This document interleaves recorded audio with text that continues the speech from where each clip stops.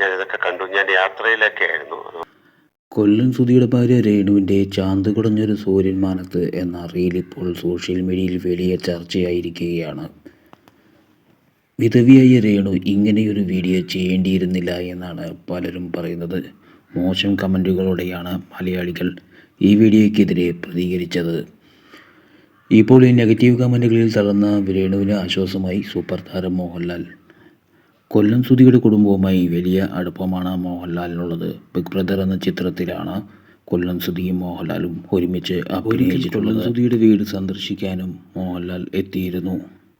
മോഹൻലാലിൻ്റെ വാട്സപ്പ് സന്ദേശമാണ് രേണുവിനെ തേടിയെത്തിയത്. മോളെ ഈ വിഷയങ്ങളിൽ തളരരുത്, വിമർശനങ്ങൾ വൈകാരികമായി എടുക്കരുത്, ഇതൊക്കെ ജീവിതത്തിൻ്റെ ഭാഗമാണ്, എല്ലാവിധ പ്രാർത്ഥനകളും എന്നാണ് മോഹൻലാൽ തൻ്റെ വാട്സപ്പ് സന്ദേശത്തിൽ രേണുവിനോട് പറഞ്ഞത്. ലാലേട്ടൻ്റെ ഈ വാക്കുകൾ തനിക്ക് ആശ്വാസമായി എന്നും കൊല്ലം സുധിയുടെ ഭാര്യ രേണു പറയുന്നു.